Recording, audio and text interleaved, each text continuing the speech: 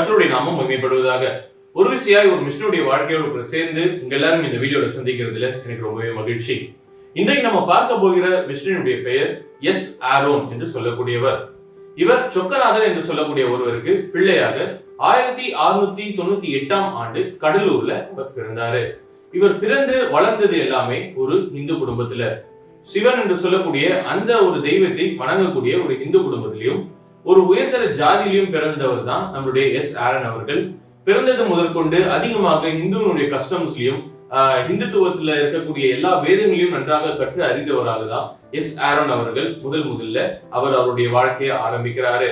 அதற்கு பிறகு அவர் அவருடைய பள்ளி பருவத்தை சபரிமுத்து என்று சொல்லக்கூடிய ஒருவருக்கு கீழாக படிக்கக்கூடியவராய் இருந்தாரு. அதற்கு பிறகு அவர் ஆண்டவராக இயேசு கிறிஸ்துவை ஏற்றுக்கொள்ளக்கூடிய ஒரு சந்தர்ப்பம் அவருடைய வாழ்க்கையில கிடைச்சது.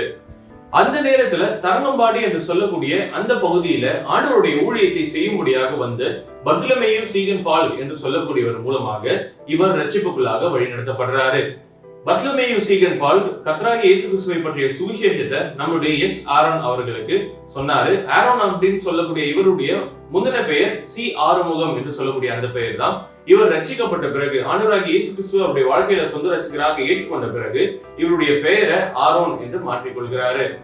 இவர் 1718 பத்லமேயு ziegenbalgஆல ரட்சிப்புக்குள்ளாக வழிநடத்தப்பட்டு ஞானஸ்நானமும் பெற்றுக்கொள்கிறாரு. அதற்கு பிறகு அவருடைய வாழ்க்கையை கர்த்தராகிய இயேசு கிறிஸ்துவினுடைய ஊழியத்தை செய்யணும் அப்படிங்கிற அந்த ஒரு நோக்கத்தோடு கூட அவருடைய வாழ்க்கையை முழுவதுமாக ஆண்டவருக்கு ஒப்புக் கொடுக்கிறாரு. எஸ் ஆரோன் அவர்கள் அவருடைய வாழ்க்கையை முழு நேர ஊழியத்திற்கு என்று ஒப்பு கொடுத்த பிறகு நம்மளுடைய பத்லமேயு ziegenbalg அவர்கள் ஏற்கனவே தமிழ் வேதாகமத்தை மொழிபெயர்க்கக்கூடிய அந்த ஊழியங்கள்ல ஈடுபட்டு கொண்டிருந்தாரு. சோ அவர் செய்து கொண்டிருந்த அந்த ஊழியங்கள்ல எஸ் ஆரோன் அவர்களையும் அவர் ஒரு அங்கத்தினராக சேர்த்து கொண்டு இருவரும் சேர்ந்து ஊழியங்களை செய்து கொண்டிருந்தாங்க. நம்மளுடைய எஸ் ஆரோன் அவர்கள் அந்த நேரங்கள்ல ஒரு பாஸ்டர் என்னென்ன பணிகள் எல்லாம் செய்வாரோ அந்த எல்லா பணிகளிலும் அவரும் ஈடுபட்டு கொண்டிருந்தாரு. அவருடைய முக்கியமான பணிகள் என்னென்ன அப்படின்னா, கர்த்தராகிய இயேசு கிறிஸ்துவை பற்றிய சுவிசேஷத்தை அங்க இருக்கக்கூடிய மக்களுக்கு அறிவிக்கிறது, அங்க இருக்கக்கூடிய மக்களுக்கு கிறிஸ்தவ போதனைகளை, கிறிஸ்தவத்தினுடைய பிரின்சிபல்ஸ் எல்லாவற்றையும் அவங்களுக்கு அறிவிக்கிறது, அவங்க ரட்சிப்புக்குள்ள அவங்க வழிநடத்தின பிறகு மக்கள் ரட்சிக்கப்பட்டாங்க அப்படின்னா அவங்கள ஞானஸ்நானத்துக்கு நேராக வழிநடத்தி அவங்களுக்கு ஞானஸ்நானம் கொடுக்கிறது. இன்னும் ஒரு பாஸ்டர் என்னென்னலாம் செய்வாரோ அது எல்லாவற்றையும் பாஸ்டர் ஆகாமலேயே நம்மளுடைய ஆரோன் அவர்கள் செய்து கொண்டே வந்தாரு. சோ இப்படி அவருடைய வாழ்க்கை போய்கொண்டிருந்த இந்த சமயத்துலதான் அந்த ஊர் மக்கள் எல்லாருமே சேர்ந்து ஒரு முடிவுக்கு வராங்க. அவங்களுக்கு ஒரு ஃபார்மலான பாஸ்டர் வேணும், எங்களுக்கு ஒரு பாஸ்டர் வேண்டும் அப்படின்னு சொல்லிட்டு அவங்க நேரடியாக கேட்கக்கூடியவர்கள் அவங்க காணப்பட்டாங்க. சோ இதனுடைய விளைவாக டேனிஷ் மிஷன் போர்டு, கோப்பன்ஹேகன்ல இருக்கக்கூடிய டேனிஷ் மிஷன் போர்டு என்ன செய்யறாங்க அப்படின்னா, ஒரு பாஸ்டரை இவங்களுக்கு நியமிக்கணும் அப்படிங்கிற அந்த ஒரு எண்ணத்துக்குள்ளாக அவங்க வராங்க. குறிப்பாக அவங்களுடைய தரங்கம்பாடியில ஏற்கனவே அவங்களுடைய மிஷனரிஸ் எல்லாருமே இருக்காங்க இல்லையா? சோ அந்த மிஷனரிஸையே இந்த மக்கள் மத்தியில, இந்த மக்களுக்குள்ள அவங்க ஒரு பாஸ்டராக நியமிக்கலாம் அப்படின்னு சொல்லிட்டு அவங்க ஒரு முடிவுக்கு வராங்க. தஞ்சாவூரினுடைய ராஜ்யபாரத்துல இருந்த ஒரு ஆபீசர், அவருடைய பேர் ராஜநாயகம், 1718 அவரும் ரட்சிக்கப்பட்டு கிட்டத்தட்ட 44 ஆண்டுகள் ஆண்டவருடைய ஊழியத்தை அவரும் செய்து கொண்டிருந்தாரு. சோ இந்த ராஜநாயகன் என்று சொல்லக்கூடிய இந்த மனிதர் என்ன செய்யறாருன்னா, ஆரோன் அவர்களை போதிக்கும்படியாகவும் பிரசங்கம் பண்ணும்படியாகவும் அவர் தஞ்சாவூர் உள்ள வந்து ஸ்டே பண்ணும்படியாக அவரை அழைக்கிறாரு. ஆனா அந்த நேரத்துல தஞ்சாவூரினுடைய ராஜ்யபாரத்தை ஆண்டு கொண்டிருந்த ராஜா இந்த ஆரோன் அவர்களை அந்த ராஜ்யபாரத்துக்குள்ளாக அவர் விடல. ஏன்னா இவர் முழுக்க கிறிஸ்தவ மிஷனரிகளுக்கு எதிரானவராக, கிறிஸ்துவத்துக்கு மிகவும் எதிரானவராக இந்த ராஜா காணப்பட்டபடினால எந்த ஒரு கிறிஸ்தவ மிஷனரிகளும் அவருடைய ராஜ்யபாரத்துக்குள்ள வரக்கூடாது அப்படிங்கிறதுல ரொம்பவே தெளிவானவராக இந்த ராஜா அவர்கள் காணப்பட்டு கொண்டிருந்தாரு. சோ இதை தொடர்ந்து 1733 டிசம்பர் மாதம் 28 ஆரோன் அவர்கள் ஒரு முழு பாஸ்டராக, அதாவது ஃபார்முலா பாஸ்டராக அவர் நியமிக்கப்படுறாரு. மக்கள் மத்தியில அவர் அபிஷேகம் பண்ணப்படுறாரு. டேனிஷ் மிஷன் போர்டுனால ஆரம்பிக்கப்பட்ட ஒரு பள்ளிக்கூடத்தை ஹெட் மாஸ்டராக இருந்து வழிநடத்தும்படியாக நம்மளுடைய ஆரோன் இடத்துல கொடுக்கப்பட்டுச்சு. சோ நம்மளுடைய ஆரோன் அவர்களும் ஒரு சிறந்த ஹெட் மாஸ்டராக அந்த பள்ளிக்கூடத்தை வழிநடத்தி சென்றது மாத்திரம் கிடையாது, அங்க இருக்கக்கூடிய எல்லா பிள்ளைகளுக்கும் சுவிசேஷத்தையும் அறிவிக்கக்கூடிய ஒருவராக நம்மளுடைய ஆரோன் அவர்கள் காணப்பட்டாரு.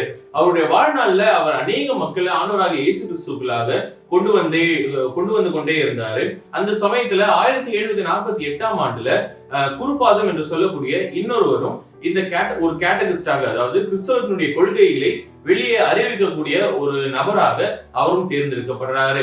அந்த காலகட்டத்துல கேட்டகிஸ்ட் என்று சொல்லக்கூடிய ஒருவர் இருக்கிறாரு அப்படின்னா அவர் ரொம்பவும் ஜாக்கிரதையாக அவருடைய வாழ்க்கையை வாழ வேண்டிய ஒருவராக காணப்பட வேண்டும். ஏன் அப்படின்னா அங்க இருக்கக்கூடிய எல்லா மக்கள் மத்தியிலும் ஒரு நல்ல பேரை வாங்கக்கூடியவராக, கிறிஸ்துவத்திலும் சரி அவருடைய அன்றாட வாழ்க்கையிலும் சரி எல்லா வகையிலும் எல்லா மக்களாலும் மெச்சிக்கொள்ளப்படக்கூடியவரா அவர் காணப்படணும். அவரை ஒரு கிறிஸ்தவர்களும் வாட்ச் பண்ணுவாங்க, கிறிஸ்துவை அல்லாதவர்களும் அவங்க வாட்ச் பண்ணுவாங்க. சோ பார்க்கும் பொழுது எந்த ஒரு இடத்திலும் அவர் வழி தவறி நடக்கக்கூடியவரா அவர் காணப்படக்கூடாது. கிறிஸ்தவத்துக்குள்ள சரியானவராக அவர் நடக்கிறவராக காணப்பட வேண்டியது ரொம்பவே அவசியமான ஒரு விஷயமா இருக்கும். அதே நேரத்தில் அங்க இருக்கக்கூடிய மக்கள் கிட்ட சண்டை போடக்கூடியவரா இல்லாதபடிக்கு, கெட்ட பேர் வாங்காதபடிக்கு ரொம்பவும் அவருடைய வாழ்க்கைய கிறிஸ்தவத்துக்குள்ளாக காத்து கொள்ள வேண்டியது ரொம்ப ரொம்ப அவசியமான ஒரு விஷயமா இருந்துச்சு. சோ இந்த எல்லா குவாலிட்டிஸையும் ரொம்பவே அதிகமாக நிறைந்தவரா நம்மளுடைய ஆரோன் அவர்கள் காணப்பட்டாரு. அவருடைய வாழ்க்கையில அவருடைய வாழ்க்கையை அவர் ரொம்பவும் ஜாக்கிரதையா வாழ்ந்தார் நம்மளால சொல்ல முடியும். அங்க இருக்கக்கூடிய எல்லா மக்கள் மத்தியிலும் ரொம்பவே நல்ல பெயர் வாங்கினவராக, அவங்களுடைய மனசுல நீங்காத ஒரு இடம் பிடித்தவராக நம்மளுடைய ஆரோன் அவர்கள் அவருடைய வாழ்க்கையில காணப்பட்டாரு. இதனாலேயோ என்னமோ சீக்கிரமாக, அதாவது கிறிஸ்துவனுடைய அன்பை அந்த மக்கள் கிட்ட ரொம்ப எளிமையாக கொண்டு போய் சேர்க்கக்கூடிய பணி நம்மளுடைய ஆரோன் அவர்களுக்கு ரொம்பவே சுலபமாக இருந்துச்சு. அநேக மக்கள் ரொம்பவும் சீக்கிரமாக கிறிஸ்தவத்துக்குள்ளாக வர ஆரம்பிச்சாங்க. அவர் மூலமாக ரட்சிக்கப்பட்ட மக்கள் அதனுடைய எண்ணிக்கை கூடிய சீக்கிரத்துல அதிகமாகி கொண்டே போயிடுச்சு. இப்படி ஆண்டவருக்காக அவருடைய ஊழியத்தை ரொம்பவும் திறன்பட செய்த நம்மளுடைய ஆரோன் அவர்கள் 1745ஆம் ஆண்டுல டிசம்பர் மாதம் 20ஆம் தேதி நியூமோனியா என்று சொல்லக்கூடிய ஒரு நோயினால பாதிக்கப்பட்டு அவர் மரித்து போகிறாரு. ஆண்டவர் அவரை எடுத்துக்கொள்கிறாரு. இவர் 47 ஆண்டுகள் மாத்திரம்தான் இந்த உலகத்துல வாழ்ந்தாரு. அவர் வாழ்ந்த இந்த 47 ஆண்டுகள்ல அவர் ஊழியம் செய்த காலம் எவ்வளவு அப்படின்னு நம்ம பார்த்தோம்னா கிட்டத்தட்ட ஒரு 30 ஆண்டுகள். சோ அந்த 30 ஆண்டுகளுக்குள்ளாக அவர் அவருடைய ஊழியத்துல சாதிச்ச காரியங்கள், கிறிஸ்தவத்துக்குள்ள கொண்டு வந்த மக்களுடைய எண்ணிக்கை எல்லாமே ரொம்பவே அதிகம் அப்படின்னு தான் நம்மளால சொல்ல முடியும். அவருக்கு கிட்டத்தட்ட 6 பெண் பிள்ளைகள் இருந்தாங்க. அதுல ஒருவர் தேவசகாயம் பிள்ளை என்று சொல்லக்கூடிய அவருக்கு மனைவியாக சென்றாங்க. சோ அந்த தேவசகாயம் பிள்ளை என்று சொல்லக்கூடியவரும் ஊழியத்துல ரொம்பவும் ஈடுபாடு உள்ளவராக காணப்பட்ட ஒருவர். அதை தாண்டி கிட்டத்தட்ட 6 தலைமுறைகள் நம்மளுடைய ஆரோனுடைய குடும்பத்துல இருந்து 6 தலைமுறைகள் வெறும் இந்த ஊழிய சம்பந்தப்பட்ட காரியங்கள்ல இருக்க ஒரு நிறைந்தவர்களாக இருக்கக்கூடிய குடும்பத்தினராகவே அவங்க வந்து கொண்டிருந்தாங்க. சோ ஆரோன் அவர்கள் போட்ட விதை, ஊழியத்திற்கென்று போட்ட விதை கிட்டத்தட்ட 6 தலைமுறைகளாக அது தொடர்ந்து கொண்டே வந்துச்சு அப்படிங்கிறது உண்மையிலேயே ரொம்ப பெரிய விஷயம். சோ ஆண்டவருக்காக இப்படி அவருடைய வாழ்க்கையை அர்ப்பணித்து ஊழியம் செய்த நம்மளுடைய ஆரோன் போல நாமும் நம்மளுடைய வாழ்க்கையை ஆண்டவருக்கு என்று அர்ப்பணித்து ஊழியம் செய்கிறதுக்கு ஆண்டவர் நமக்கு உதவி செய்வாராக. இவருக்கு ஆண்டவர் எப்படி பலனும் கிருபையும் ஞானத்தையும் ஊழியம் செய்யும்படியாக கொடுத்தாரோ அதே போல பல வரங்களோடு, கிருபையோடு கூட, பலத்தோடு கூட, ஞானத்தோடு கூட ஊழியம் செய்யும்படியாக நாமும் ஆண்டவருக்கு என்று நாம் பிரகாசிக்கும்படியாக நாம ஆண்டவரிடத்துல ஜெபிப்போம். இன்றைக்கான சிந்தனைக்கு, பாவத்தை விட சாவையை விரும்புகிறேன் அப்படிங்கிற இந்த அழகான வாக்கியத்தை டாமினிக் சாவியோ என்று சொல்லக்கூடிய தேவ மனிதர் அவருடைய வாழ்க்கையில சொல்லிவிட்டு சென்றிருக்கிறாரு. ரொம்பவும் ஆழமான அர்த்தங்கள் கொண்ட அநேக காரியங்களை அடக்கக்கூடிய ஒரு சிறு வாக்கியமாக இதை அவர் சொல்லிவிட்டு சென்றிருக்கிறாரு.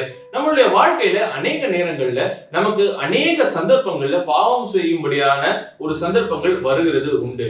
அந்த மாதிரியான சந்தர்ப்பங்கள் வரும் பொழுது ஐயோ நான் பாவம் செஞ்சுட்டேன் அப்படிங்கிற அந்த ஒரு நிலைமைக்கு நாம தள்ளப்படாதபடிக்கு, இல்லாட்டி நான் வாழுகிறதுக்காக நான் இந்த பாவத்தை செஞ்சுதான் ஆகணும் அப்படிங்கிற அந்த மாதிரியான சூழ்நிலைகள் வந்தாலும் சரி, அந்த பாவத்தை நான் செஞ்சு உயிர் வாழ்றதை விட நான் அதுக்கு மறித்தே போயிடுவேன் அப்படிங்கிற அந்த ஒரு சிந்தனையோடு கூட சொல்லப்பட்ட வாக்கியங்கள் தான் இது. இது நம்மளுடைய வாழ்க்கையில அநேக நேரங்கள்ல நடக்கிறது உண்டு. அநேக நேரங்களில் நம்மளுடைய வாழ்க்கைக்காக, நம்மளுடைய வாழ்வாதாரத்தை உயர்த்தி கொள்கிறதுக்காக, இல்லாட்டி நம்மளுடைய நாம் வாழ்கிறதுக்காகவே அநேக நேரங்களில் சில பாவங்களை நம்ம செய்யறது கட்டாயமாக உண்டு. அப்படிப்பட்ட பாவங்களை நம்ம செய்யறதை விட நம்ம மரித்து போறது எவ்வளவோ மேல் அப்படிங்கிற அந்த ஒரு சிந்தனை நமக்கும் இருக்க வேண்டியது ரொம்பவே அவசியம். நம்ம வேதாகமத்துல சில வசனங்களை வாசிப்போம் இல்லையா, நம்மளுடைய கை நமக்கு இடர்கள் உண்டாக்கினால் அதை நம்ம தரித்து போட்டு விடலாம், ஏன்னா அந்த கையோட நம்ம நரகத்துக்கு போகிறதை பார்க்கலும் கை இல்லாதவனா நம்ம பரலோகத்துக்கு போகிறது எவ்வளவோ மேல் அப்படின்னு சொல்லிட்டு. சோ இந்த உடல், இந்த உயிர், இந்த சரீரம் நமக்கு இருக்கக்கூடிய இந்த விஷயங்கள்னால நாம பாவம் செய்யக்கூடிய அந்த ஒரு சூழ்நிலை நம்மளுடைய வாழ்க்கையில காணப்படுமே ஆகில், இது இல்லாம போய் நாம மரித்தே போய் பரலோகத்துக்கு போறது எவ்வளவோ மேல். இந்த சரீரத்தோட கூட நம்ம நரகத்துக்கு பிரவேசிக்கிறதுக்கு பதில் நாம் உயிர் இல்லாதவர்கள், இந்த உலகத்துல உயிர் அற்று போய் நாம பரலோகத்துக்கு போறது எவ்வளவோ மேல் அப்படிங்கிற இந்த அழகான அர்த்தத்தோடு கூட இந்த தேவ மனிதர் இந்த வாக்கியங்களை சொல்லிவிட்டு சென்றிருக்கிறாரு. நம்மளுடைய வாழ்க்கையிலும் நாம் இந்த சிந்தனைகள் உடையவர்களாக நாம் கூடுமான வரையிலே பாவத்திலிருந்து நாம் ஒதுங்கி நிற்க, கூடுமான வரையிலே நாம் தேவனுக்கு அருகாமையிலே நிற்கக்கூடியவர்களாக நாம் காணப்பட தேவன் நமக்கு கிருபையும் பலனையும் தருவாராக. இன்றைக்கு நம்ம பார்த்த இந்த மிஷனுடைய வாழ்க்கை உங்களுக்கும் எனக்கும் பிரோஜனமுள்ளதாக இருந்திருக்கும் நான் விசுவாசிக்கிறேன். நாளைக்கும் இதே போல ஒரு நல்ல மிஷனுடைய வாழ்க்கையோட கூட சேர்ந்து உங்க எல்லாரையும் இதே போல ஒரு நல்ல வீடியோட சந்திக்கிறேன். அதுவரையிலும் கர்த்தர் தாமே நம்மோடு கூட இருப்பாராக. ஆமென்.